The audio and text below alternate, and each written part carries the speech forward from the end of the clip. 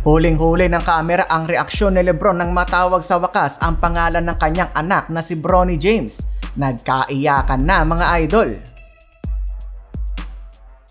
So ayun na nga mga idol, sa wakas natupad na din ang pangarap ni Lebron nang matawag ang pangalan ni Bronny James sa Day 2 ng 2024 NBA Draft. Pinik nga ng Lakers sa kanilang 55th pick si Bronny James. The Los Angeles Lakers select Bronny James. Ayon sa balita, etong agent ni Lebron na si Rich Paul ay pinagtatawagan daw ang mga GM ng iba't ibang teams na wag muna kunin si Bronny kundi pupunta to sa Australia. Para ang dating mga idol ay nakaplano talaga mapunta sa Lakers etong si Bronny James para matuloy ang pangarap ni Lebron na first ever father and son duo sa NBA.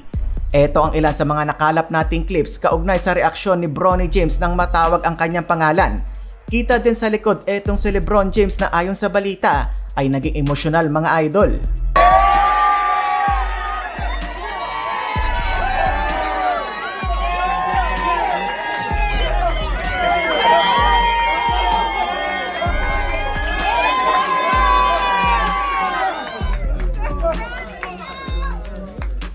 Select Bronny James.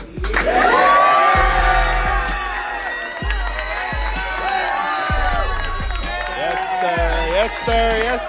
Yes, sir, boy. Yes, sir. Yes, sir.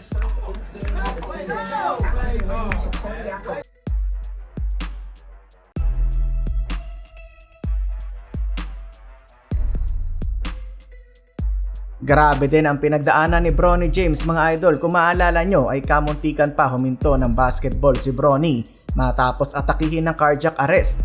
Nag-struggle pa si Bronny sa kanyang USC stint kung saan nag-average lang siya ng 4.8 points, 2.8 rebounds at 2 assists per 19 minutes na playing time.